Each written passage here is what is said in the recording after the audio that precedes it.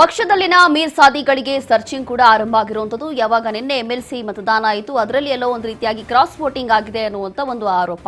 ಅದರಲ್ಲೂ ಕೂಡ ಯಾರೆಲ್ಲ ಕ್ರಾಸ್ ವೋಟಿಂಗ್ ಮಾಡಿದ್ದಾರೆ, ಯಾವ್ಯಾವ ಪಕ್ಷದಲ್ಲಿ ಯಾವ್ಯಾವ ನಾಯಕರು ಇದನ್ನ ಮಾಡಿದ್ದಾರೆ, ಎಲ್ಲವೂ ಕೂಡ ಅಂಕಿಅಂಶಗಳು ಈಗ ಇದೆ ಅನ್ನುವಂಥದ್ದು ಈಗ ಎಲ್ಲಾ ಪಕ್ಷದ ನಾಯಕರು ಹೇಳ್ತಾ ಇದ್ದಾರೆ.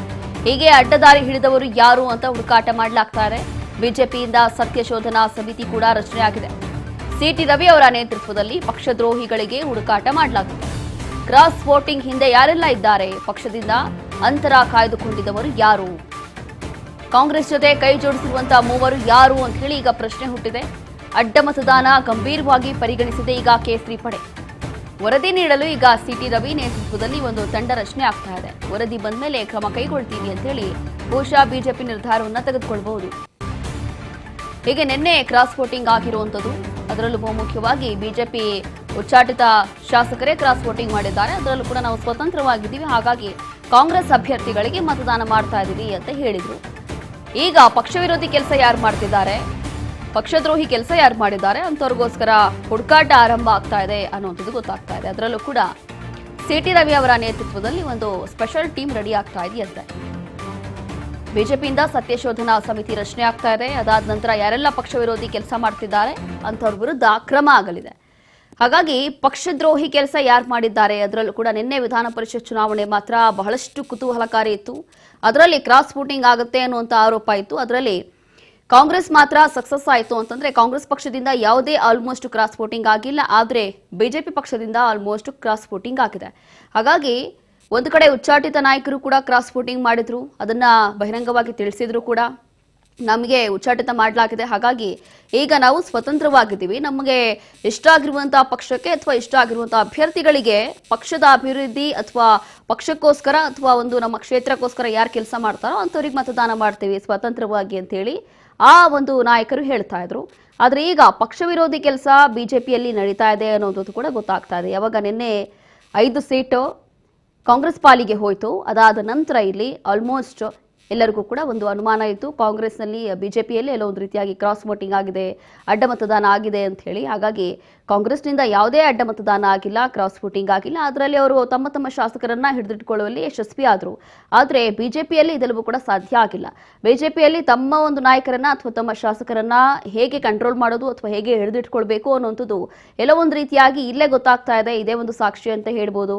ಅಡ್ಡ ಮತದಾನ ಆಗಿದೆ ಅಂತಂದ್ರೆ ಇಲ್ಲಿ ತಮ್ಮ ಪಕ್ಷದಲ್ಲೇ ಎಷ್ಟು ಮಟ್ಟಿಗೆ ಅಸಮಾಧಾನ ಇದೆ ಅನ್ನುವಂಥದ್ದು ಕೂಡ ಗೊತ್ತಾಗ್ತಾ ಇದೆ. ಮತ್ತಷ್ಟು ಡೀಟೇಲ್ಸ್ ಕೊಡ್ತಾರೆ ನಮ್ಮ associate editor Govind sir. Govind sir, ಈಗ ಒಂದು ಕಡೆ ಕಾಂಗ್ರೆಸ್ ಸಕ್ಸಸ್ ಆಯಿತು ಅಂತ ಅನಿಸ್ತಾ ಇದೆ, ಯಾವುದೇ ಕ್ರಾಸ್ ವೋಟಿಂಗ್ ಆಗಿಲ್ಲ, ತಮ್ಮ ಶಾಸಕರನ್ನ ಆರಾಮಾಗಿ ಹಿಡಿದಿಟ್ಕೊಂಡ್ರು. ಆದರೆ ಬಿಜೆಪಿಯಲ್ಲಿ ಎಲ್ಲೋ ಒಂದು ರೀತಿಯಾಗಿ ಪಕ್ಷದ ವಿರುದ್ಧವಾಗಿ ಅಸಮಾಧಾನ ಇದೆ ಅನ್ನುವಂಥದ್ದು ಕೂಡ ಸಾಬೀತಾಗೋಯ್ತು. ಈಗ ಮುಂದೆ ಏನಾಗುತ್ತೆ ಈ ಪಕ್ಷದಲ್ಲಿ? ರೋಶಿನಿ, ಸಹಜವಾಗಿ ಎಲ್ಲೋ ಒಂದ್ ಕಡೆ ಬಿಜೆಪಿ ನಾಯಕರು ಕೂಡ ಈ ರೀತಿ ಒಂದು ಅಡ್ಡ ಮತದಾನ ಆಗುತ್ತೆ ಅಂತ ನಿರೀಕ್ಷೆ ಮಾಡಿರಲಿಲ್ಲ. ಒಂದು ನಿರೀಕ್ಷೆ ಇತ್ತು, ಎಸ್ ಟಿ ಸೋಮಶೇಖರ್ ಅವರು ಮತ್ತು ಶಿವರಾಮ ಹೆಬ್ಬಾರ್ ಇಬ್ಬರು ನಾಯಕರು ಕೂಡ ಈಗಾಗಲೇ ಬಿಜೆಪಿಯಿಂದ ದೂರ ಆಗಿದ್ದಾರೆ. ಹಾಗಾಗಿ ಇಬ್ಬರು ನಾಯಕರು ಅಡ್ಡ ಮತದಾನ ಮಾಡ್ತಾರೆ ಅಂತೇಳಿ ಒಂದು ನಿರೀಕ್ಷೆಯನ್ನ ಇಟ್ಕೊಂಡಿದ್ರು. ಆದ್ರೆ ಯಾವಾಗ ಈಗ 4 ಮತಗಳು ಬಿಜೆಪಿಯಿಂದ ಅಡ್ಡ ಮತದಾನ ಆಗಿದೆ ಅಂತ ಹೇಳಿ ಲೆಕ್ಕಾಚಾರ ಶುರುವಾಗಿದೆ, ಇದು ಸಹಜವಾಗಿ ಎಲ್ಲೋ ಒಂದ್ ಕಡೆ ಬಿಜೆಪಿಗೂ ಕೂಡ ದೊಡ್ಡ ಮಟ್ಟದ ಶಾಕ್ ಆಗಿದೆ. ಹಾಗಾಗಿ ಸಹಜವಾಗಿ ಇವತ್ತು ಬಿಜೆಪಿ ರಾಜ್ಯಾಧ್ಯಕ್ಷ BY ವಿಜಯೇಂದ್ರ ಕೂಡ ನೇರವಾಗಿ ಕೆಲ ನಾಯಕರು ಮೀರ್ಸಾಧಿಕಾರಿ ಇದ್ದಾರೆ ಅಂತೇಳಿ ಸಹಜವಾಗಿ ಕೆಲ ಪಕ್ಷದಲ್ಲಿರುವಂತಹ ಯಾರು ಅಡ್ಡ ಮತದಾನ ಮಾಡಿದರೆ ಅವರ ವಿರುದ್ಧ ತಮ್ಮ ಅಸಮಾಧಾನವನ್ನು ಹೊರಹಾಕ್ತಾ ಇದ್ದಾರೆ. ಬಿಜೆಪಿಯಲ್ಲಿ ಎಲ್ಲವೂ ಸರಿ ಇಲ್ಲ ಅನ್ನೋದು ಈ ಮೂಲಕ ಮತ್ತೊಮ್ಮೆ ಸಾಬೀತಾಗ್ತಿದೆ. ಒಂದ್ ಕಡೆ ಬಿಜೆಪಿಯ ನಾಯಕತ್ವ, ಅದರಲ್ಲೂ ಕೂಡ ರಾಜ್ಯಾಧ್ಯಕ್ಷ ವಿಚಾರ ಸಂಬಂಧಪಟ್ಟಂತೆ ಯತ್ನಾಳ್ ಅವರು ಬಣ ಈಗಾಗಲೇ ಒಂದು ರೀತಿಯ ಒಂದು ಸಮರವನ್ನ ಸಾರಿದ್ರು.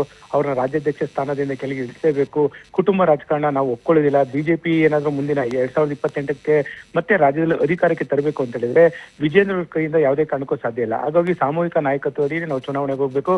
ಹಾಗಾಗಿ ಈ ಒಂದು ವಿಚಾರದಲ್ಲಿ ನಾವು ಕಾಂಪ್ರಮೈಸ್ ಮಾಡ್ಕೊಳ್ಳೋದಿಲ್ಲ ಅಂತೇಳಿ ಯತ್ನಾಳ್ ಬಣ ಈಗಾಗಲೇ ಸಾಕಷ್ಟು ಬಾರಿ ಒಂದು ಸಭೆ ಮಾಡಿದ್ರು, ಏನೋ ಕ್ಲೋಸ್ ಡೋರ್ ಮೀಟಿಂಗ್ ಗಳು ಮಾಡಿದ್ರು. ಸಹಜವಾಗಿ ಈ ಒಂದು ವಿಚಾರ ಕಾಂಗ್ರೆಸ್ ಏನೋ ಬಿಜೆಪಿ ಹೈಕಮಾಂಡ್ ಕೂಡ ಗೊತ್ತಿದೆ. ಇದರ ನಡುವೆ ನಿನ್ನೆ ಆದಂತ ಅಡ್ಡ ಮತದಾನ ಏನಿದೆ, ಇದು ಸಹಜವಾಗಿ ಬಿಜೆಪಿಗೆ ಒಂದು ರೀತಿಯ ಒಂದು ದೊಡ್ಡ ಮಟ್ಟದ ಶಾಕ್ ಅಂತ ಹೇಳಿದ್ರು ಕೂಡ ತಪ್ಪಾಗಿಲ್ಲ. ಯಾಕಂದ್ರೆ ಇವತ್ತು ವಿಜೇಂದ್ರ ನೇರವಾಗಿ ಹೇಳಿದ್ರು, 3 ಮತಗಳು ನಮ್ಮಿಂದ ಅಡ್ಡ ಮತದಾನ ಆಗಿದೆ, ಒಂದು ಅಸಿಂಧು ಆಗಿದೆ. ಆದ್ರೆ ಒಂದು ಅಸಿಂಧು ಜೊತೆಗೆ 3 ಆಗಿರೋ ಒಟ್ಟು 4 ಮತಗಳು ನಮ್ಮಿಂದ ಏನೋ ತಪ್ಪಿದೆ ಅಂತ ಹೇಳಿದ್ರು. ಹಾಗಾಗಿ ಆ 3 ಮತಗಳು ಯಾವ ಯಾವ್ದು ಅನ್ನೋ ಸಂಬಂಧಪಟ್ಟಂತೆ ಸಹಜವಾಗಿ ಸಾಕಷ್ಟು ಚರ್ಚೆ ಆಗ್ತಿದೆ. ಒಂದು ಅಸಿಂಧು ಮತ ಕೂಡ ಎಲ್ಲೋ ಒಂದ್ ಕಡೆ ಬೇಕು ಅಂತಲೇ ಏನಾದ್ರೂ ಒಂದ್ ವೇಳೆ ಅಸಿಂಧು ಮತ ಹಾಕ್ಬೇಕು ಅಂತೇಳಿ ಈ ರೀತಿ ಏನಾದ್ರು ಲೆಕ್ಕಾಚಾರ ಮಾಡಿದ್ರ ಇದು ಕೂಡ ಒಂದು ಚರ್ಚೆ ಆಗ್ತಿರುತ್ತದೆ. ಹಾಗಾಗಿ ಬಿಜೆಪಿಗೂ ಕೂಡ ಒಂದ್ ರೀತಿಯ ಈ ಒಂದು ವಿಚಾರ ಸಂಬಂಧಪಟ್ಟಂತೆ ಎಲ್ಲ ಒಂದ್ ಕಡೆ ಬಿಜೆಪಿ ಹೈಕಮಾಂಡ್ ಕೂಡ ವರದಿಯನ್ನು ಕೂಡ ಕೇಳಿದ್ರೆ ಯಾಕೆ ಈ ರೀತಿ ಸಮಸ್ಯೆ ಆಯ್ತು. ಯಾಕಂದ್ರೆ ನೆನೆ ಇಡೀ ದಿನ ವಿಪಕ್ಷ ನಾಯಕರಂತ ಆರ್ ಅಶೋಕರು ಮತ್ತು ವಿಜೇಂದ್ರ ಅವರು ವಿಧಾನಸೌಧದಲ್ಲಿ ಉಳ್ಕೊಂಡಿದ್ರು. ಬೆಳಿಗ್ಗೆ 9 ಗಂಟೆಗೆ ಚುನಾವಣೆ ಶುರುವಾಯಿತು. ಆ ಒಂದು ಸಂದರ್ಭದಿಂದ ಸಂಜೆವರೆಗೂ ಕೂಡ ಮತದಾನ ಪ್ರಕ್ರಿಯೆ ಮುಗಿದು ತದ ಬಳಿಕ ಫಲಿತಾಂಶ ಹೊರಬರೋರು ಕೂಡ ವಿಧಾನಸೌಧದಲ್ಲಿದ್ದು ಬಹುತೇಕ ಎಲ್ಲಾ ನಾಯಕರು ಕೂಡ ಒಂದು ವಿಶ್ವಾಸನ ಇಟ್ಕೊಂಡಿದ್ರು, ಯಾರು ಕೂಡ ಅಡ್ಡ ಮತದಾನ ಮಾಡಲ್ಲ ಶಿವರಾಮ್ ಹೆಬ್ಬಾರ್ ಮತ್ತು ಎಸ್ ಟಿ ಸೋಮಶೇಖರ್ ಅವ್ರನ್ನ ಹೊರತುಪಡಿಸಿ ಎಲ್ಲರೂ ಕೂಡ ಬಿಜೆಪಿಗೆ ಮತ ಹಾಕ್ತಾರೆ ಮತ್ತು ಹೆಚ್ಚುವರಿ ಮತಗಳನ್ನ ಜೆಡಿಎಸ್ ಅಭ್ಯರ್ಥಿಗೆ ನಾವು ಟ್ರಾನ್ಸ್ಫರ್ ಅನ್ನ ಮಾಡ್ತೀವಿ ಅಂತೇಳಿ ಈಗಾಗಲೇ ಹೇಳಿದ್ರು. ಆದ್ರೆ ಎಲ್ಲೋ ಒಂದ್ ಕಡೆ ಜೆಡಿಎಸ್ಗೂ ಕೂಡ ನಿರೀಕ್ಷಿತ ಮಟ್ಟದಲ್ಲಿ ಎಲ್ಲೋ ಒಂದ್ ಕಡೆ ಶಾಸಕರು ಕೈ ಕೊಟ್ಟಿರುವಂತದ್ದು. ಒಂದ್ ಕಡೆ ಬಿಜೆಪಿ ನಾಯಕರು ಕೂಡ ಎಲ್ಲೋ ಒಂದ್ ಕಡೆ ಶಿಸ್ತಿನ ಪಕ್ಷ ಅಂತೇಳಿ ಬಿಜೆಪಿ ಕರೀತಾರೆ. ಎಲ್ಲೋ ಒಂದ್ ಕಡೆ ಆ ಒಂದು ಶಿಸ್ತಿನ ಪಕ್ಷದಲ್ಲಿ ಈಗ ಅಶಿಸ್ತು ಪ್ರದರ್ಶನ ಆಗಿದೆ. ಹಾಗಾಗಿ ಸಹಜವಾಗಿ ಬಿಜೆಪಿ ನಾಯಕರು ಕೂಡ ಇದು ದೊಡ್ಡ ಮಟ್ಟದ ಶಾಕ್ ಪಟ್ಟಿರುವಂತದ್ದು.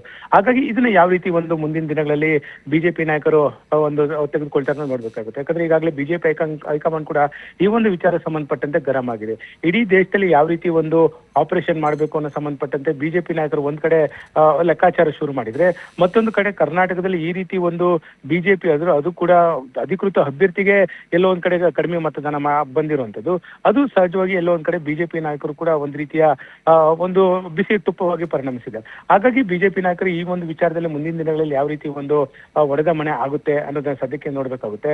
ಒಂದ್ ಕಡೆ ಆರ್ ಅಶೋಕ್ ಮತ್ತು ವಿಜೇಂದ್ರ ನಡುವೆ ಎಲ್ಲೋ ಒಂದ್ ಕಡೆ ಸಾಮ್ಯತೆ ಇಲ್ಲ, ಎಲ್ಲೋ ಒಂದ್ ಕಡೆ ಅವರಿಬ್ರು ಪರಸ್ಪರವಾಗಿ ಬಿಜೆಪಿ ನಾವು ತೆಗೆದುಕೊಂಡು ಹೋಗ್ತಾ ಇಲ್ಲ ಅಂತ ಹೇಳಿ ಸಾಕಷ್ಟು ಈ ರೀತಿ ಒಂದು ಆರೋಪಗಳು ಚರ್ಚೆಗಳು ನಡೀತಿರೋ ಸಂದರ್ಭದಲ್ಲಿ ಈ ರೀತಿ ಒಂದು ಅಡ್ಡ ಮತದಾನ ಆಗಿರೋದು ಸಹಜವಾಗಿ ಬಿಜೆಪಿ ನಾಯಕರು ಕೂಡ ಒಂದು ದೊಡ್ಡ ಮಟ್ಟದ ಶಾಕ್ ಅಂತ ಹೇಳಿದ್ರು ಕೂಡ ತಪ್ಪ ಆಯ್ಕಿಲ್ಲ Roshini. Yes, thank you Govind sir, ನಿಮ್ಮೆಲ್ಲ ಡೀಟೇಲ್ಸ್ಗಾಗಿ. ಹೀಗೆ ಸದ್ಯಕ್ಕೆ ನಿನ್ನೆ ಏನೆಲ್ಲ ಬೆಳವಣಿಗೆಗಳಾಗಿದೆ ಅದರಲ್ಲೂ ಕೂಡ ಈ ಬಾರಿ MLC ಚುನಾವಣೆಯ ಸಂದರ್ಭದಲ್ಲಿ ಬಿಜೆಪಿ ಪಕ್ಷದಲ್ಲಿ ಎಷ್ಟೆಲ್ಲ ಅಸಮಾಧಾನ ಇದೆ ಅನ್ನುವಂಥದ್ದು ನಿನ್ನೆ ಅಷ್ಟೇ ಸಾಬೀತಾಗೋಯ್ತು.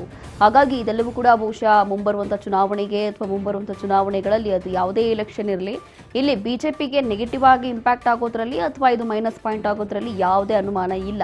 ಈಗಾಗಲೇ ಎಲ್ಲರೂ ಕೂಡ ತಲೆ ಕೆಡಿಸ್ಕೊಂಡಿದ್ದಾರೆ. ಈಗಾಗಲೇ ನಮ್ಮ ಪ್ರತಿನಿಧಿ ಹೇಳೋ ಹಾಗೆ ಒಂದು ಶಿಸ್ತಿನ ಪಕ್ಷ ಅಂತಂದ್ರೆ ಅದು ಬಿಜೆಪಿ ರಾಷ್ಟ್ರೀಯ ಪಕ್ಷ ಅಂತ ಒಂದು ಕಡೆ ಹೇಳ್ತಾ ಇದ್ರು ಅಥವಾ ಆ ರೀತಿಯಾದಂಥ ಒಂದು ಚರ್ಚೆ ಇತ್ತು. ಆದರೆ ಇಂಥ ಪಕ್ಷದಲ್ಲಿ ಈ ರೀತಿಯಾದಂಥ ಅಸಮಾಧಾನ ಇದೆ ಅಂತಂದ್ರೆ ಮತ್ತೆ ಇದು ಕಾಂಗ್ರೆಸ್ಗೆ ಪ್ಲಸ್ ಪಾಯಿಂಟ್ ಆಗುತ್ತೆ, ಜೊತೆಗೆ ಬಿಜೆಪಿಗೆ ಮೈನಸ್ ಪಾಯಿಂಟ್ ಆಗುತ್ತೆ. ಅದು ಮುಂಬರುವಂಥ ಯಾವುದೇ ಚುನಾವಣೆಗಳೇ ಇರಲಿ. ಹಾಗಾಗಿ ಇದೆಲ್ಲವೂ ಕೂಡ ಆಗ್ತಾ ಇರುವಂಥದ್ದು ಸರಿಯಲ್ಲ. ನಿನ್ನೆ ಇನ್ನು 2 ಅಥವಾ 3 ಯಾರು ಈ ರೀತಿಯಾಗಿ ಮತದಾನ ಮಾಡಿದ್ದಾರೋ ಅಂಥವ್ರು ಯಾರು ಅನ್ನೋಂಥದ್ದು ಈಗ ಬಿಜೆಪಿ ನಾಯಕರಿಗೆ ಒಂದು ದೊಡ್ಡ ಸವಾಲಾಗಿ ಪರಿಣಮಿಸಿದೆ. ಹಾಗಾಗಿ ಇದಕ್ಕೋಸ್ಕರನೇ ಈಗ CT ರವಿ ಅವರ ನೇತೃತ್ವದಲ್ಲಿ ಒಂದು ಸಮಿತಿ ರಚನೆ ಮಾಡಲಾಗ್ತಾ ಇದೆ. ಸಮಿತಿ ರಚನೆ ಮಾಡಿ ಪಕ್ಷ ವಿರೋಧಿ ಕೆಲಸ ಅಥವಾ ಪಕ್ಷ ದ್ರೋಹಿ ಕೆಲಸ ಯಾರು ಮಾಡ್ತಿದ್ದಾರೆ ಅನ್ನುವಂಥದ್ದು ಈಗ ಒಂದು ರೀತಿಯಾಗಿ ಈ ಒಂದು ಸಮಿತಿಯನ್ನು ರಚನೆ ಮಾಡುವ ಮೂಲಕ ಒಂದು ವಿಶೇಷವಾದಂಥ ತಂಡವನ್ನು ರಚನೆ ಮಾಡುವ ಮೂಲಕ ಪತ್ತೆ ಹಚ್ಚಲಾಗುತ್ತೆ.